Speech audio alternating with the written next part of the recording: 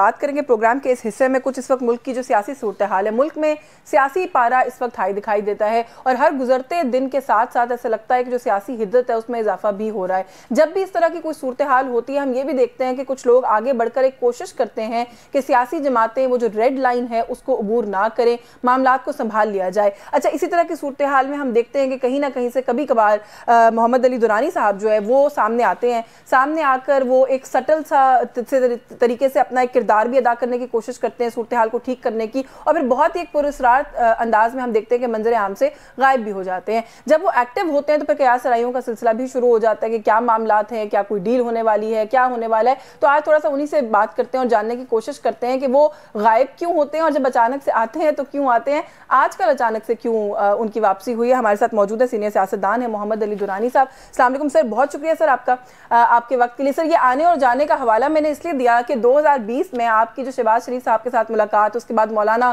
फजल रहमान के साथ मुलाकात, आपको पता है कि उसका बड़ा हवाला दिया जा रहा है और ये कहा जा रहा है कि उसके फौरन बाद उन लोगों के लिए आसानियां पैदा होना शुरू हो गई टू एन एक्सटेंड के शहबाज शरीफ साहब तो मुल्क के वजीर आजम ही बन गए। अब आप आए हैं सर, तो किसके लिए आसानी पैदा होगी, हम क्या तवक्को रखें?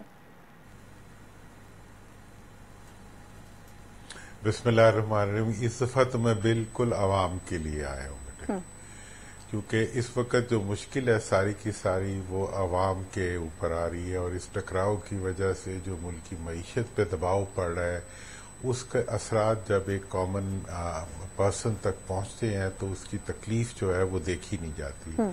और साथ ही साथ ये है कि इस वक्त जो मुल्क के हालात हैं, मुल्क इस वक्त टकराव का मुतहम्मिल हो ही नहीं सकता और इस वक्त की जितनी भी सियासी दर्जा हरारत जितना बढ़ाएंगे उतनी मईशत का ग्राफ जो है वो नीचे की तरफ जाएगा।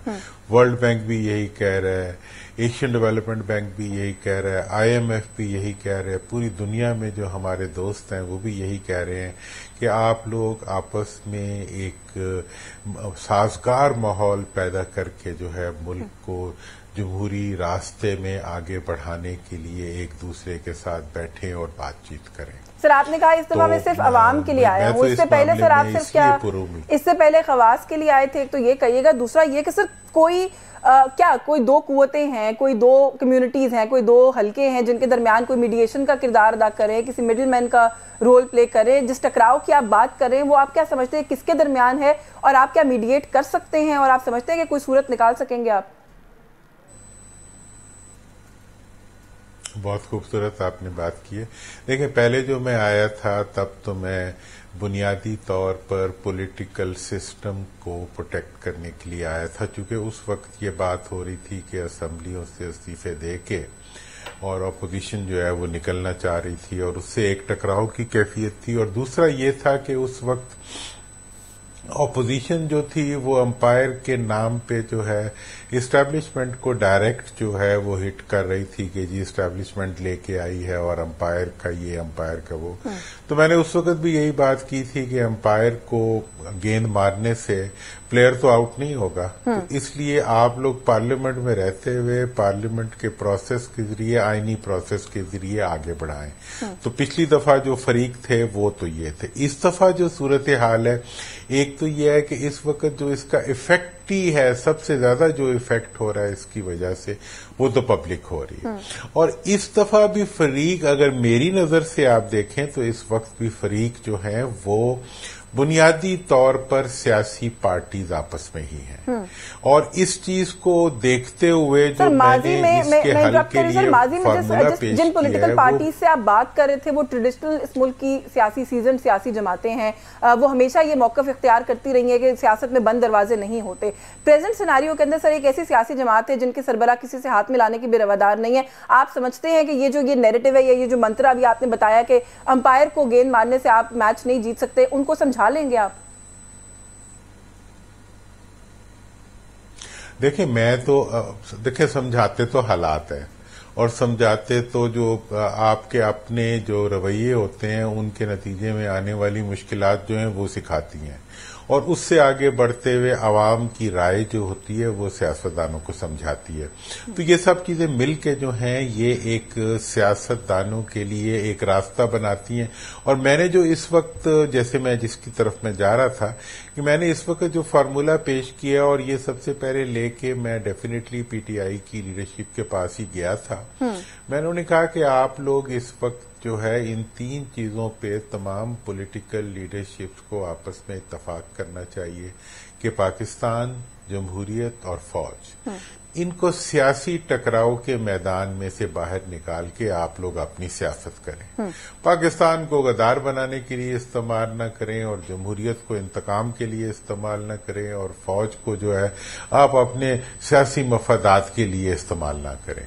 और ये जब आप रवैया अख्तियार करेंगे तो इसके नतीजे में फिर आप आपस में ही बात करेंगे और आपस में अपने मसाइल जब आप हल करेंगे तो पाकिस्तान का भला होना शुरू हो जाएगा। पीटीआई की लीडरशिप से आपने कहा, मैंने कहा पीटीआई की लीडरशिप से आपका क्या मतलब है?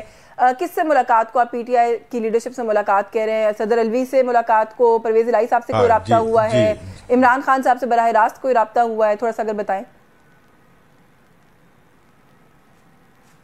जी बेटे, मेरी तो जी मुलाकातें 2 मुलाकातें हुई हैं, अलवी साहब से हुई हैं।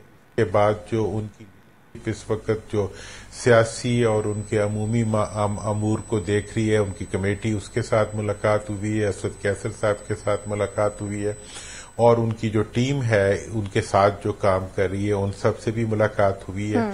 और इन सारों से इनकी जो आगे मुलाकात है, इनमें से कुछ लोगों की मुलाकात यकीनन उनकी लीडरशिप से जेल में होती भी रहती है, और अब तो उन्होंने और पार्टी से भी मुलाकात का सिलसिला शुरू कर दिया है। तो इस सब सिलसिले में मैंने जब उनसे बात की कि इस वक्त आप टकराव के रास्ते से अपने आप को निकालें, तो मुझे खुशगवार उसमें उनकी तरफ से जवाब मिला।